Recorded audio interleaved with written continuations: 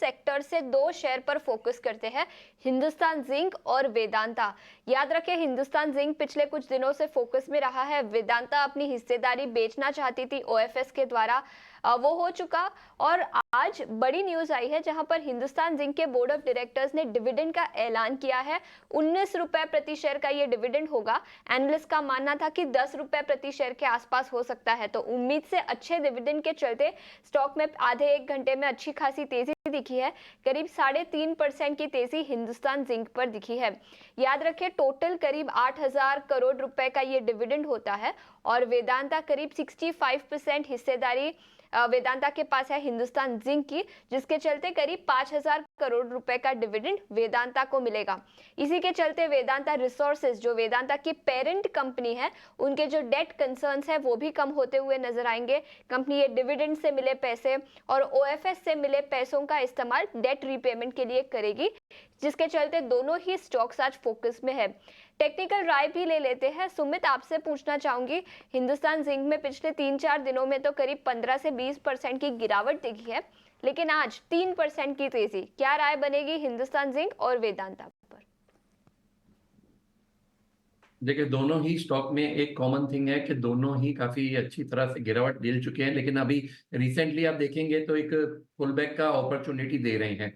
तो यहाँ पे अगर लेवल्स की बात करें तो हिंदुस्तान जिंक ने जो कल का सेशन था और आज का सेशन था, दोनों में ही ओपन लो का कैंडिडेट बनाया था और यहाँ पे एक गैप फिलिंग प्रोसेस हो सकती है टिल द लेवल्स ऑफ 520, लेकिन स्टॉक को यही अब रेजिस्टेंस 520 से 530 का जो जोन है वो एज द रेजिस्टेंस हो सकता है।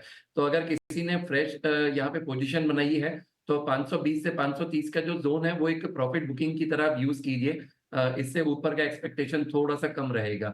वीईडीएल में अगर आप देखेंगे तो एक काफी अच्छा पॉजिटिव डाइवर्जेंस बना हुआ है। स्टॉक ने बेस बनाया है, डबल बॉटम बनाया हुआ है 405 से 410 का जो जोन है। तो अगर यहाँ पे मुझे फ्रेश पोजीशन बनानी है, दोनों स्टॉक में से चूज करना है, तो पहली चॉइस वेदांता की रहेगी।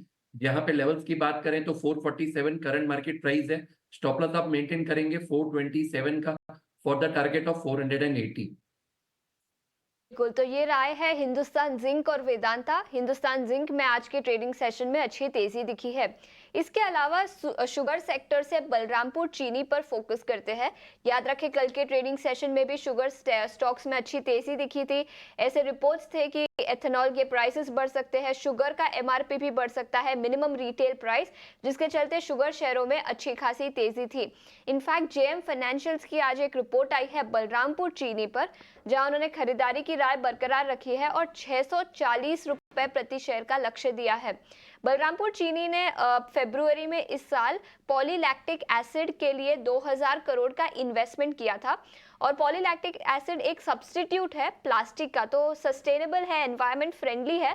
और अब जेएम फाइनेंशियल्स का मानना है कि ये इन्वेस्टमेंट के चलते कंपनी अच्छा प्रॉफिटेबिलिटी रिपोर्ट कर सकती है और शुगर के चलते जो सिक्लिकलिटी है बिजनेस में वो भी कम होती हुई नजर आ सकती है। तो पॉजिटिव रिपोर्ट, जिसके चलते 6% की तेजी इस स्टॉक पर दिखी है।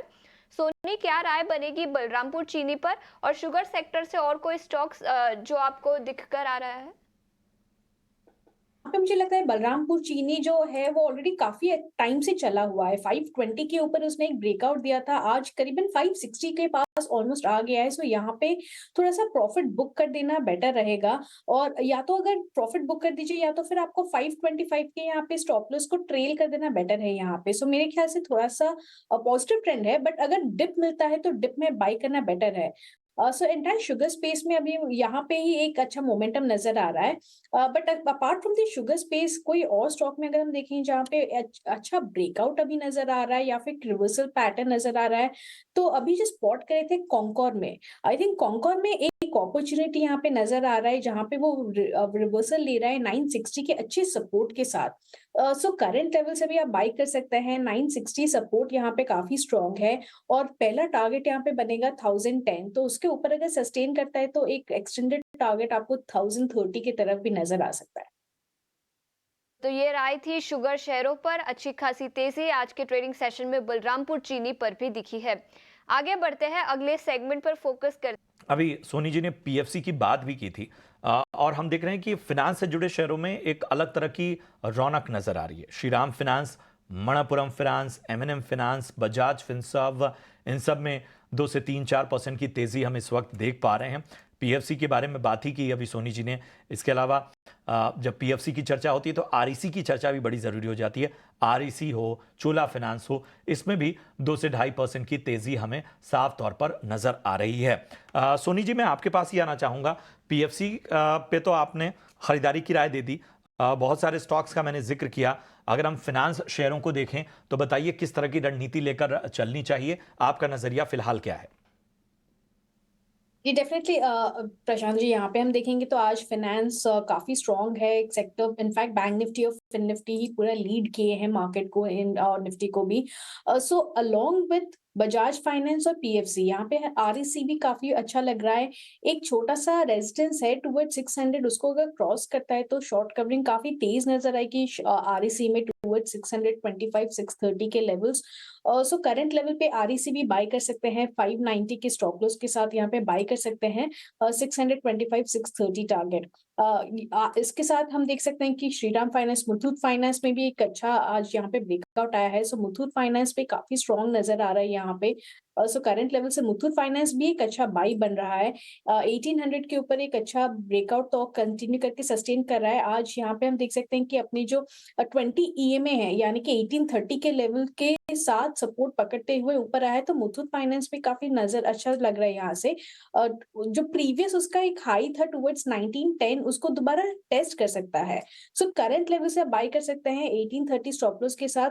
पहला टारगेट रहेगा 1910। अगर 1910 को ब्रेक करता है तो वो एक फ्रेश ब्रेकआउट होगा और उसके ऊपर एक्सटेंडेड टारगेट्स 1930 1940 भी नजर आ सकते हैं। बिल्कुल, तो ये कुछ और कह सकते हैं बोनस स्टॉक कह लीजिए, जो कि फाइनेंस सेक्टर से पसंद आते हुए इस वक्त सोनी जी को। चलिए फटाफट से इसी के मद्देनजर इंश्योरेंस शेयरों पर भी फोकस कर लेते हैं। यहाँ पर भी आज अच्छी बाइंग देखने को मिल रही है। आप देखिए एसबीआई लाइफ की हमने सुबह भी चर्चा की हुई थी, और इसके साथ ही एचडीएफसी लाइफ, इनमें 3 से 4% तक की तेजी हम फिलहाल देख पा रहे हैं। और निफ्टी के टॉप गेनर्स में एसबीआई लाइफ इस वक्त शामिल है। इसके अलावा आईसीआईसीआई प्रूडेंशियल, आईसीआईसीआई लोम्बार्ड और गो डिजिट में भी 2 से 3% की तेजी देखने को मिल रही है। सुमित जी, इंश्योरेंस स्टॉक में कहीं मौका दिख रहा है आपको, या कोई विशेष रणनीति यहां पर अख्तियार करनी होगी? रजन जी, एसबीआई लाइफ का देखिए चार्ट स्ट्रक्चर बहुत ही पॉजिटिव है। स्टॉक ने पिछला जो रेजिस्टेंस था अब उसे सपोर्ट बना लिया है 1665 1670 का जो जोन है। और आज का अगर आप कैंडल देखेंगे तो पॉजिटिव है, वॉल्यूम है, ओपन लो कैंडिडेट है। और जो अपनी पिछली रेंज थी आप देखेंगे तो पिछले 10 सेशंस का जो रेंज था उसे पूरा एंगल्फ कर दिया है, जो एक बाइंग अपॉर्चुनिटी हमें दिखा रहा है। तो बिल्कुल आप करंट मार्केट प्राइस पे इसे बाय कीजिए। स्टॉप लॉस हम सेम मेंटेन करेंगे 1670 का। और यहाँ पे अगर आप देखेंगे तो न्यू हाइस की तरफ स्टॉक अप्रोच करेगा। तो यहाँ पे जो पहला टारगेट रहेगा वो करीबन 1870 1870 का आप मेंटेन कीजिए। चलिए, तो ये है नजरिया इंश्योरेंस स्टॉक में एसबीआई लाइफ पसंद आता हुआ सुमित मूलचंदानी साहब को।